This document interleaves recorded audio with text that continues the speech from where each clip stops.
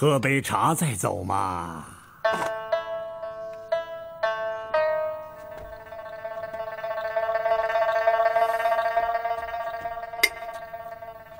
谢谢，我不渴。听说洪大人要把李某交给外面的那些不法之徒，其实洪某也是迫于无奈啊。哎，你是知道的，我洪某是爱才之人，尤其是像李班主这样的盖世细才，我洪某正是求贤若渴呀。我再说一遍，如果李班主对洪某的事迹有兴趣，就把洪某的遭遇写成戏文，以消除世人对洪某的误会。李某不才，无法担此重任。我想洪大人还是另请高明吧。李班主过谦了，谁都知道，李班主笔下的人物是栩栩如生，形神兼备，所写的情节往往也是丝丝入扣，发人深省啊。多谢洪大人的褒奖。不过李某所写的戏文，都是动之于情才发乎其外，对洪大人的生平事迹都十分陌生，所以不敢随便动笔。我想李班主应该知道做戏的道理，贵在以假乱真。戏不都是假的吗？啊？一个马鞭子就是一匹马，几个龙套就是千军万马，舞台上哪儿有真东西哟？洪大人说的对啊，这戏里的假呢，是为了更真、更美、更传神，所以戏中的假是绝对不能撒谎骗人的。火烧府衙！火烧府衙！火烧府衙！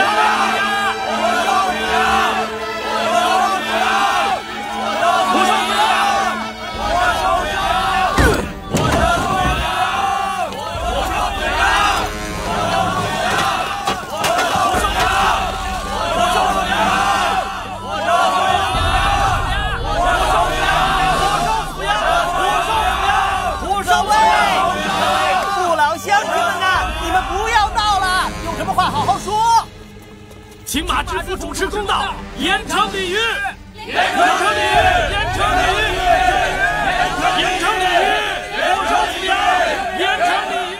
洪大人，你乃是朝中大员，面对苏州的乱象坐视不理，却在这最危急的时候找李某喝茶聊天，你也未免太超脱了吧？李班主，你说错了。要想平息这场骚乱，我只要把你交出去就是了。他们见到要找的人，自然就不闹事，事态马上就可以平息下来，苏州城马上就会恢复往日的秩序和繁荣。你说，我这算坐视不管吗？洪大人果然是朝中大员，稳如泰山呐。是啊，想当年诸葛亮如何对付曹魏5路兵马犯蜀啊？他既没有披挂上阵，也没有步兵列队，而是安居在成都丞相府的后花园，决胜于千里之外。最后曹魏的5路大兵都被打败了。本官现在正是这样哦。洪大人居然自比诸葛孔明，实在是有趣啊。李某自幼熟读诸葛亮的前后出师表，深感诸葛孔明不愧为一代名相，修心养性，忠君爱国，鞠躬尽瘁，死而后已。但愿洪大人今后也能有如此风范、人格、气节以及操守，留名青史。李某在此先恭贺洪大人了。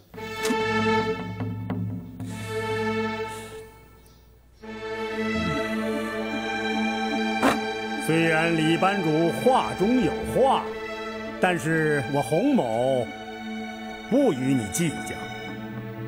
要知道，青史也是人写的。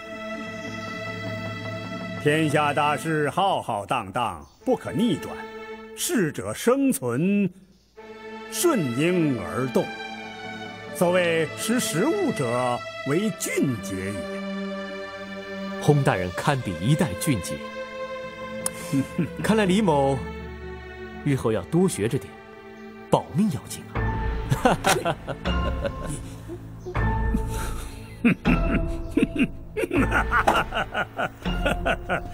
鲤鱼呀，鲤鱼，当然保命要紧啦。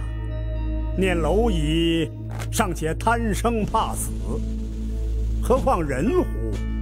哦，你不用害怕，马知府把你送出去，不会把你弄死，只不过是把你五花大绑，游街示众而已。哦，让苏州城的百姓们往你身上扔臭鸡蛋、烂菜心儿，破砖头，往你脸上吐口水、啐唾沫，大骂你是奸徒淫棍，是西门庆，是《金瓶梅》中的西门庆。让他们出气而已啊！你也就是受一些侮辱，不过绝没有生命危险。你放心，我会派人保护你的，绝不让他们置你于死地。承蒙洪大人关照，李某在此先行谢过。不过呢，李某还是怕死啊。尽管是受尽了这个奇耻大辱，李某还是保命要紧呐。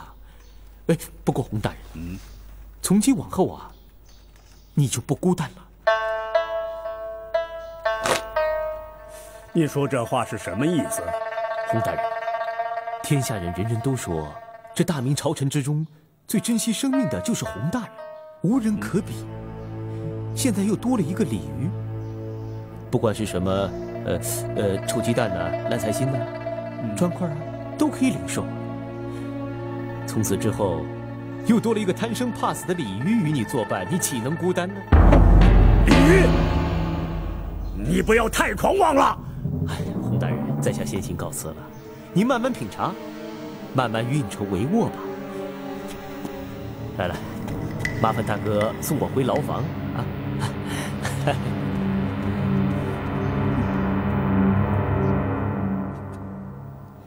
留在这儿，等他们放火就晚了。无论如何，我们要把他救出来。李姑娘，此事危险，留在客栈，我们去吧。对啊，我们去吧。可是现在苏州，哪有安全的去处啊？我留在这儿也是等死，还不如跟你们去呢。哎，吴道长，快请进。李姑娘，你一个弱女子，手无缚鸡之力，你去了有什么用？还是留在客栈里面等候消息吧。可是我曾经去看过他，我知道路。要去，叫强儿跟着你去。强儿，哎，你跟着李姑娘，记住，要以你的性命来保护李姑娘。叔叔，侄儿记住了。火烧府衙！火烧府衙！火烧府衙！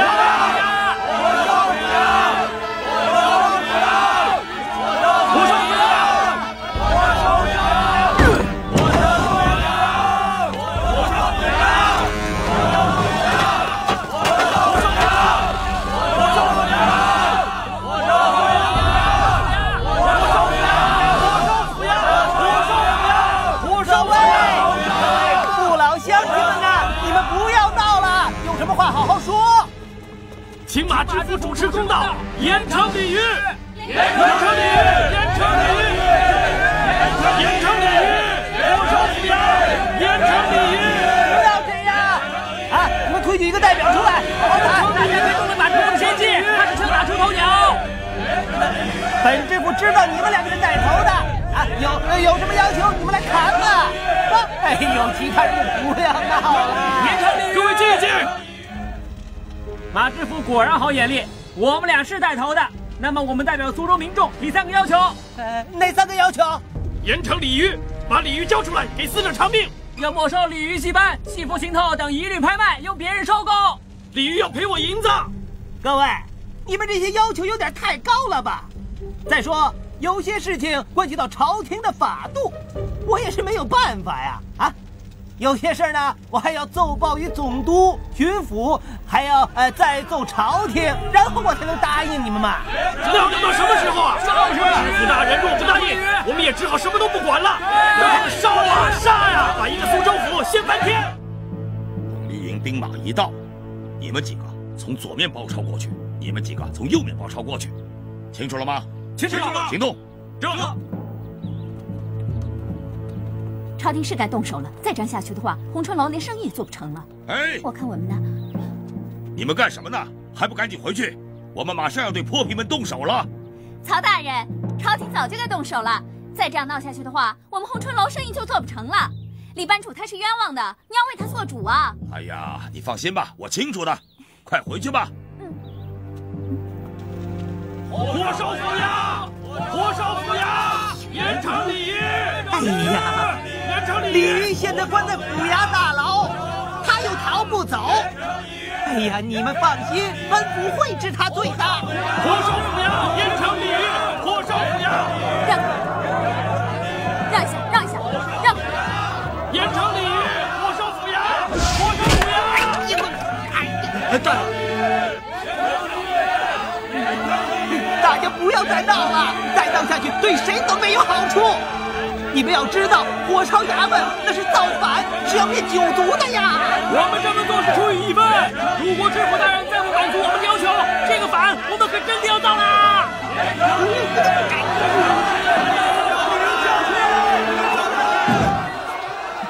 大人怎么样？没事吧？糊涂，他们真糊涂，他们不知道一场杀戮马上就要开始。马师傅，你还是把我交出去吧。李班主交你出去，我是迫于无奈。我想好了，我绝不把你交出去。大帅，在下听说苏州出了乱子，怕对大帅您不利，所以就带着弟兄们赶来了。好啊，来得好啊！哈哈哈哈，关键时刻还是老人靠得住啊！啊！哈哈哈哈，拿来。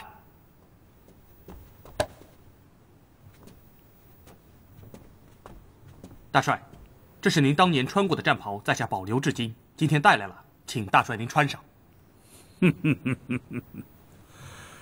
还不到时候，等鲤鱼完了，我洪承畴再来收拾这个残局。大帅，在下一路上赶来的时候，打探到尔都统他着所有绿营军正往苏州赶来，而且我路上还打探到曹玺也有准备。他们没有向大帅您知会吗？你们亲眼所见？在下亲眼所见。即刻召集人马，这个功劳不能让曹玺抢了去。是。再不把我交出去，不但府衙不保，还会有很多人流血呀！这是要造反呢！哎，李班主，鲤鱼在此，鲤鱼在此！各位，你们之所以聚在府衙门口闹事，全都是为了鲤鱼。鲤鱼现在把自己统统交给你们，先游行示众，然后动用私刑，最后以乱石打死，全凭你们。但是你们能不能听我一劝呢？要为死者偿命，不收鲤鱼戏班！要为死者偿命，不收鲤鱼戏班！各位，李某可以跟你们走，但是容我申辩几句，总可以吧？还有什么可狡辩的？打！快把他带过来！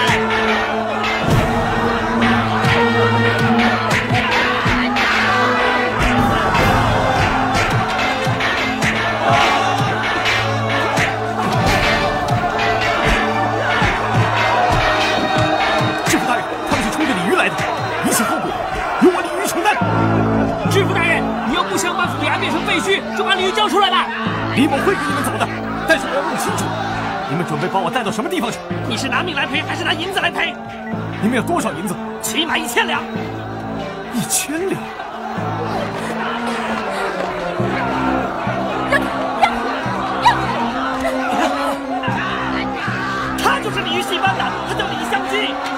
兵之计，大家别听他的，上！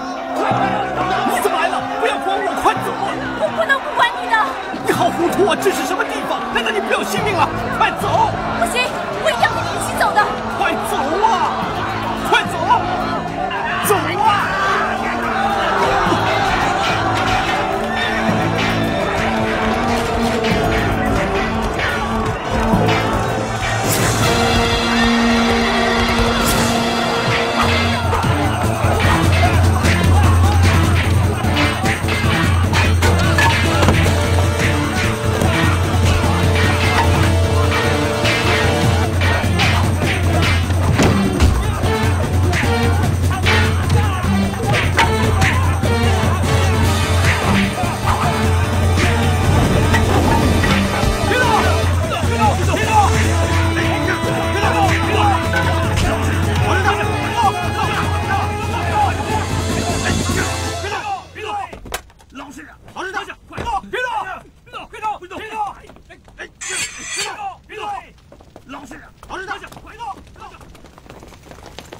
闪开！曹大人，千万不要杀戮啊，吓唬吓唬他们就行了。他们这是造反，绝不能手软。我要不杀他们，他们就会杀你的。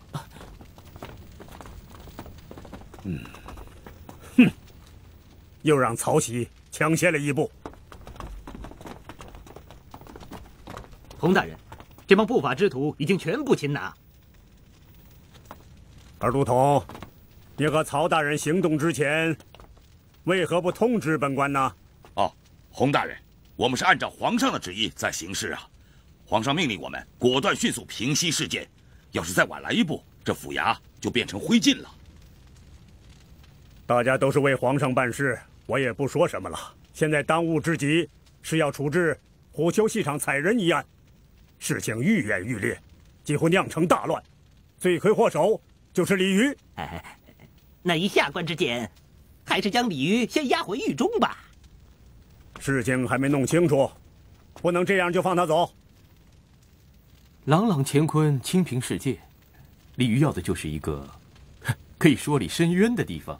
你想让我走，我还舍不得走呢。我看现在最要紧的是恢复城里的秩序，应该审问那些闹事的歹徒，查出幕后主使，对他们呐应该进行侦查，严惩不贷。天网恢恢，疏而不漏。下官一定尽心尽力，还我苏州百姓一片安宁啊！来人，将马知府拿下。洪大人，下官何罪啊？你身为苏州的父母官，昏聩无能，管制不严，纵容歹徒闹事，出了这样的事情，你如何向皇上交代啊？这个责任你要承担。曹大人呐，你说句公道话呀！这个洪大人他坐镇府衙，我哪有下官说话的份儿啊？我所做的每一件事，可都是听洪大人的呀。马知府啊，你作为苏州知府，什么话该听，什么话不该听，难道你不清楚吗？这事真要是追究起来，你真的要承担责任，到时候就说实话。马知府，你想把罪责推到本官身上，我看你是疯了。洪大人，钦差大人明天就要到苏州了，各位所谈为官职责的问题，该如何处置，还得听听皇上的意思。好，先把李渔押下去。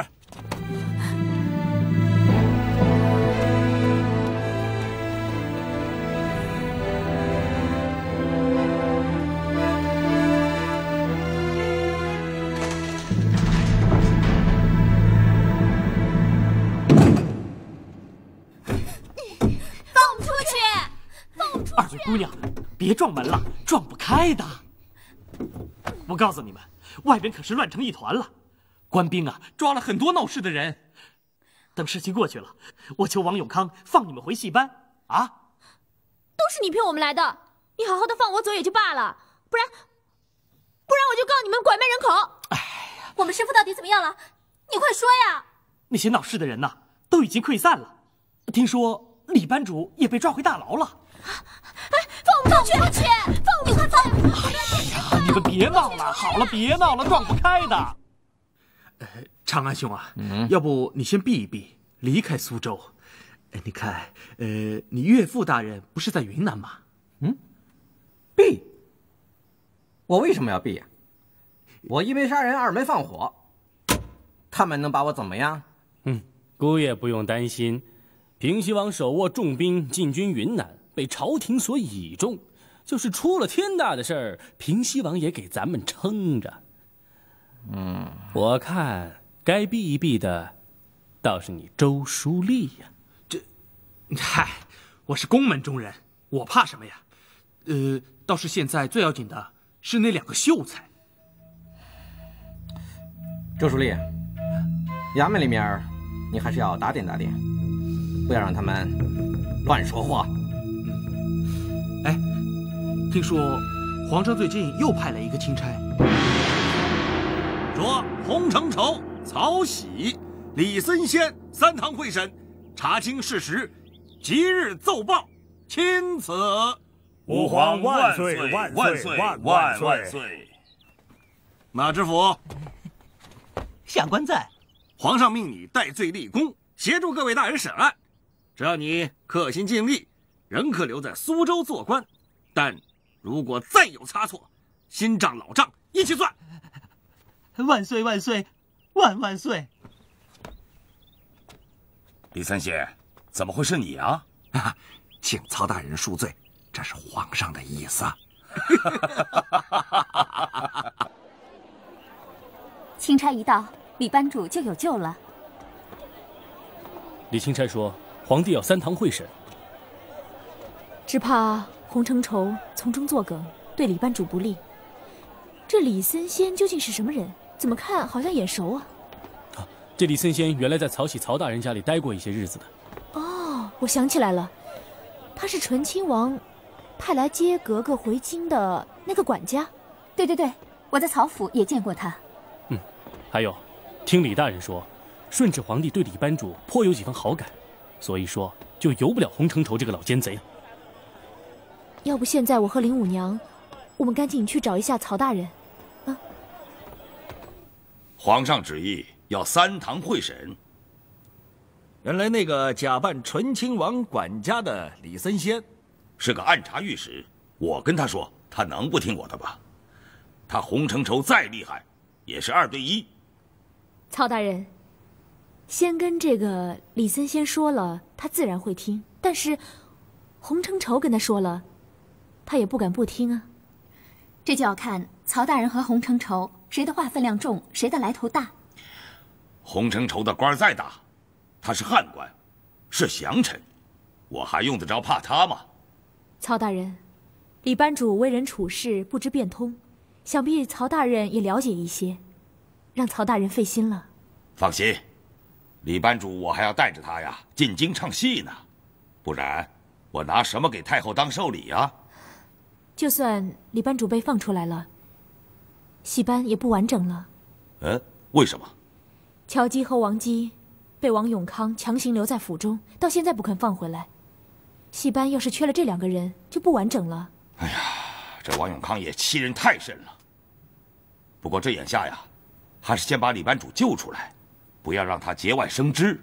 王永康呢，以后再对付他。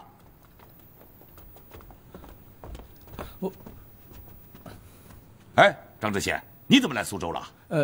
曹大人，那就不打扰了，湘君和五娘就先告辞了。好，你们先走吧。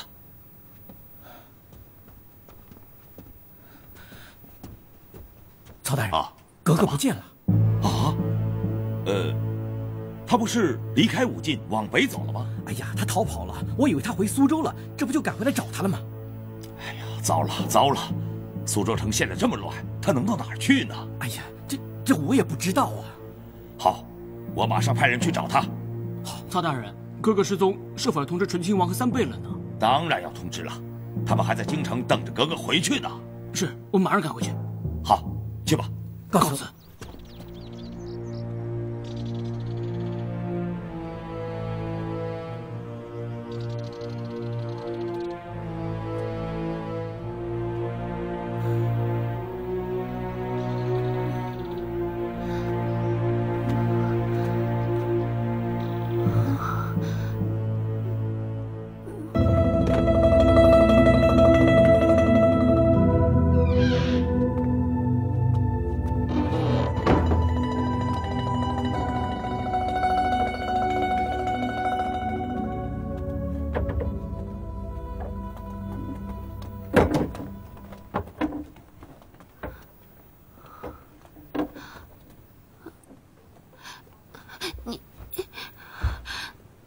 你是谁啊？我怎么会在这儿啊？小姑娘，不用怕，我是戏班的班主。今天早上你晕在路上，所以我就把你救回来了。谢谢你啊！我要去苏州啊！我这在哪儿啊？先喝碗水。哦，谢谢。这儿啊，离苏州远着呢，你走1天1夜都到不了苏州。啊，那就是说我走错路了。那苏州到底在哪里呀？我们就是要去苏州的。这样吧，你在这儿休息几天，过2天我们戏班上苏州的时候，带你走。要过几天呢？你身体不好，得在这儿休息几天嘛。可是我身上没带银子啊，白吃白住的，怪不好意思的。我从家里出来的时候什么都带了，就是没有带银子。但是你放心，我到了苏州之后可以双倍奉还给你的。好。要不这样吧，我给你们唱戏。你会唱戏？哦，我知道了，你从戏班逃出来的吧？不是，我可不是从戏班里逃出来的，我是跟着我师傅学唱戏，只不过没有加入戏班。你师傅是谁呀？你想知道我师傅是谁吗？是谁啊？李渔，听说过吗？李渔啊！哦，原来是李笠翁的弟子啊！对呀。幸会。别人叫我师傅呢，都叫李笠翁。鲤鱼戏班久闻大名啊！我呀，就是为了到苏州找我师傅，所以才会迷的路。哦，原来是这样啊！哎，这样吧，我教你唱几出戏。真的？10出大戏。风筝误。听说过吗？听说过。凤求凰，奈何天，听说过吗？听说过，有的我还会唱呢。但有一出戏你肯定没有听说过啊？什么戏？说来听听。这出戏呀，推出之后是轰动了整个苏州城啊！别人呢是挤破了头啊，然后花的银子未必能看得到哦。是什么新戏啊？比目鱼，听说过吗？没听说过。没听说过呢，我就可以教你怎么唱了。真的？哎呦，谢谢。敢问姑娘怎么称呼？我姓龙。龙金来。哦，原来是龙姐姐呀！久闻大名。我的大名你什么时候听到过呀？好啦，我还是会教你唱戏的。不过呢，你要答应我一个条件。哎呦，只要你肯教我李笠翁的戏啊，甭说1个条件，100个条件也答应你啊。那好，我先教你唱一出最精彩的。等你送我到苏州之后呢，我就教你唱全本。好。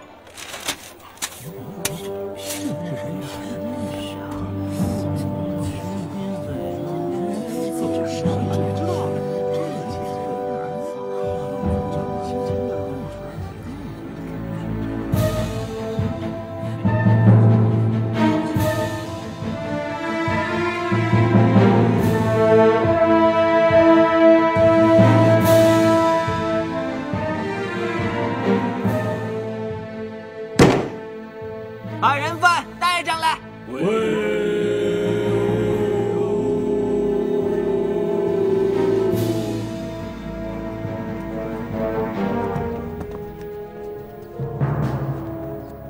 大人，人犯带到。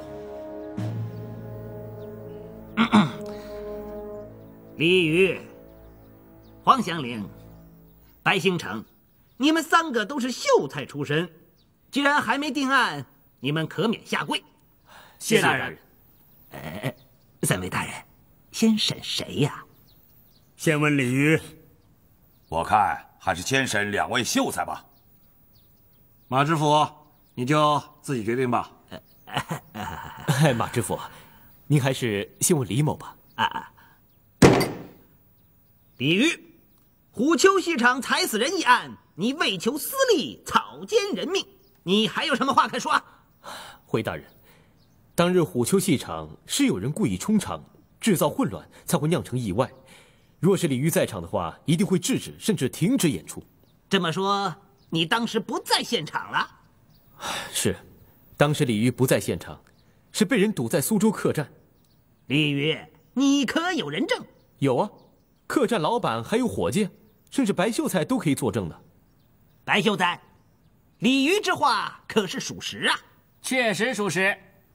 知府大人，虽然当日李鱼并没有在现场，可是他也要负责，否则我的妻子死得很冤枉啊。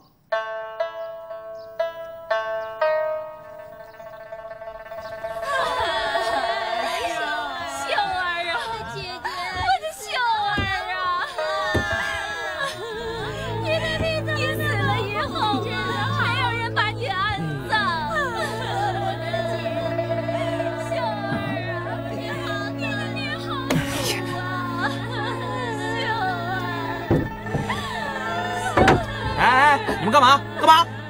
我要见几位大人，我要为秀儿伸冤。外面何人在哭？各位大人，林武阳带着一帮红春楼的妓女在外面府官哭尸，要求见各位大人。那就让他们进来吧。是大人。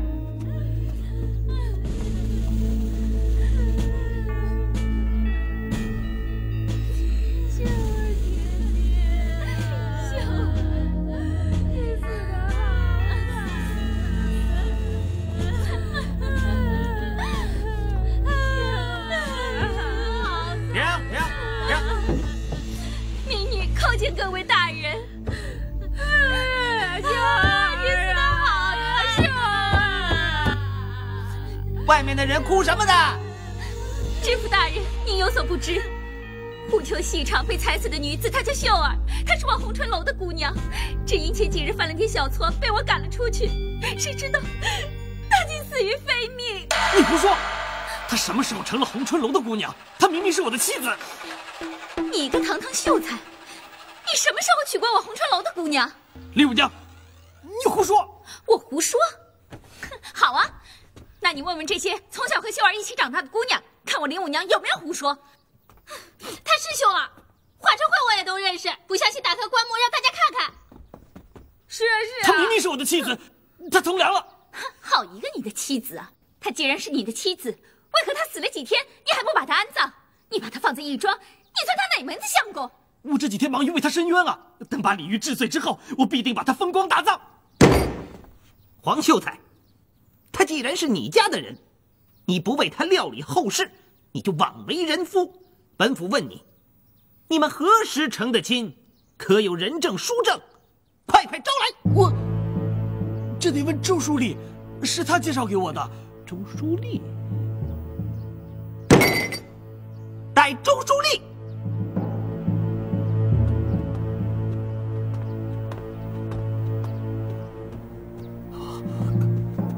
下官周子高见过各位大人。周书立，虎丘戏场被踩死的女子可是叫秀儿啊？秀儿，秀儿是谁呀？我不认识啊。就是红春楼的秀儿。啊，是黄秀才的妻子吧？黄秀才说，秀儿是你给介绍的。是不是啊？没有，我怎么会把一个青楼女子介绍给黄秀才呢？周书立，你好忘性啊！这秀儿原来是你的相好啊！红春楼里的人可都知道你大把大把的银票子花在她身上了，现在死了你不认账了？你也太无情无义了！你这老鸨害我是吧？我是到过红春楼几次，可是我哪有什么相好啊？林武娘，你不要血口喷人，胡说八道，坏了我周子高的名声。黄秀才，你这个秀儿，到底是谁介绍给你的？各位大人，今天审的是虎丘戏场被踩死人一案，并非审的是我黄某如何娶妻，请各位大人明鉴。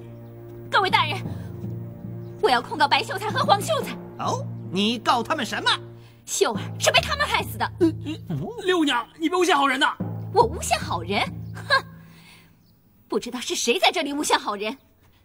白秀才，你在红春楼里说的那些话，可不只是我一个人听见了，是你亲口说的。黄秀才亲手把他的假媳妇杀死了。各位大人，我们是冤枉的。各位大人不能相信青楼妓女的话呀！好了，对呀，他是给踩死还是给人害死？等仵作来验尸不就知道了吗？下官该死，下官该死，下官早就应该找仵作来开棺验尸。开棺吧，找仵作验尸。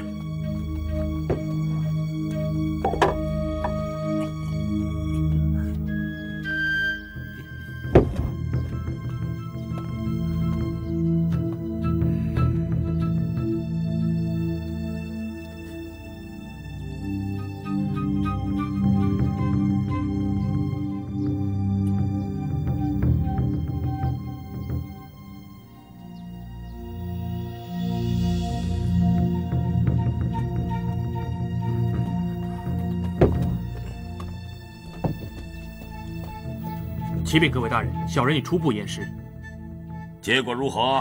死者并无骨折，只是头部有伤。他是被人推倒捏死的。闭嘴！你继续说。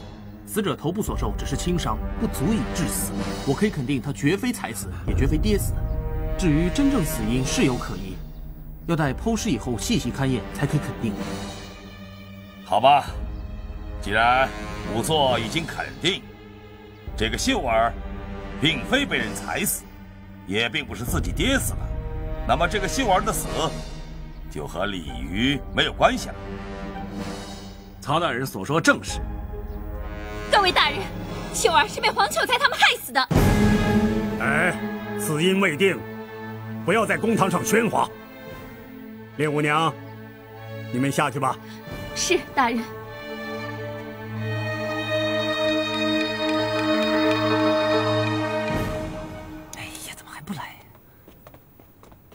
好消息，好消息啊！有什么好消息？快说！进去说。进来。吴道长回来了。李姑娘，好消息，李五娘揭穿了秀儿的身份，仵作验尸证实秀儿死因有可疑，李班主可以脱罪了。那师傅马上就可以回来了。师傅要回来了，师傅要回来了。等一下，那洪承畴会这么轻易放过他吗？不怕，这3堂会审。洪承畴也不会只手遮天的，李姑娘，你不要太过担心了。哎，那我们兄弟去府衙接师傅回来吧。对啊，我也要去。哎，不要着急，不要着急，还没结案呢。田二在府衙门口候着，一有消息他会通报我们的。来呀，用刑，将这2个秀才一起打。洪大人，你说呢？他们也该吃点苦头了。曹大人想打就打吧。打！冤枉！大人，我们冤枉啊！你们还有什么话说？快说！你们是否是出于义愤而向李渔问罪的？什么义愤？他们这是聚众闹事，赶快招出你们的幕后主使来！没有人指使我们，我们是完全出于义愤呐。义愤？什么义愤？李渔做《金瓶梅》一书，毒害苍生，讳淫秽道。是可忍，孰不可忍呐！我们希望把李渔治罪，完全是为了讨一个礼仪廉耻的纲常。李渔，你怎么说呀？各位大人，李渔无话可说。你怎么能无话可说呢？你要说的呀！他理屈，自然词穷。哼，我无话可说，是因为李渔无罪。3堂会审审的不是《金瓶梅》一案。审的是谁故意制造事端，冲击戏场，设计杀人，围困知府，几乎要把知府衙门烧成灰烬，把李渔剁成肉酱。这2个人号称秀才，却会杀人，会放火，他们饱读圣贤书，却目无法纪，为祸地方。3堂会审审的不是他们，却是李渔。何况《金瓶梅》的确不是我所写的。就算《金瓶梅》与我有关，那跟此案有什么关系？哼，李渔，《金瓶梅》与本案大有关系。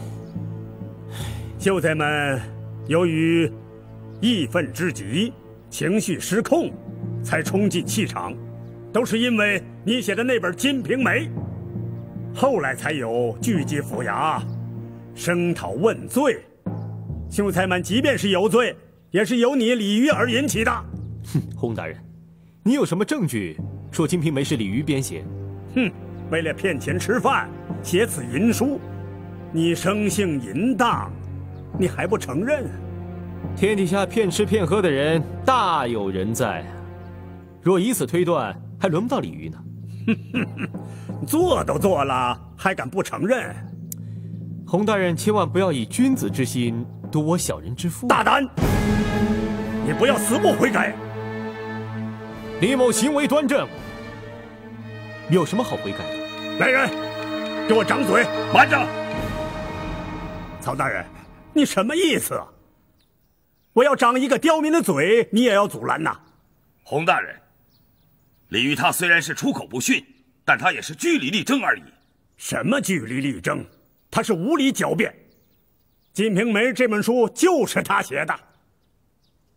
要是没有《金瓶梅》这本书，也不会发生今天这些事情。这只是你洪大人片面之词而已，不足以证明。曹玺，你竟然敢污蔑本官的诚信！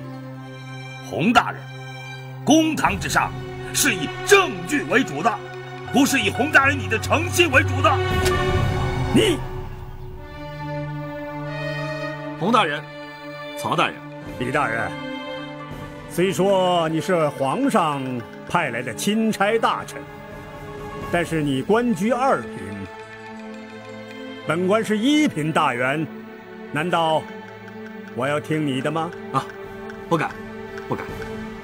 这3堂会审乃是皇上的意思，下官只是在旁听审，日后也好向皇上有个交代，不敢有任何主张。可这里有一道皇上的谕旨，请2位大人过目。皇上的意思是，《金瓶梅》一书，不管作者是谁，都不予追究，请2位大人不要再在这件事情上争执了。我看李渔无罪，那先放了他。请洪大人做主。当然不能放。敢问洪大人，李渔犯了什么罪，你不肯放我呢？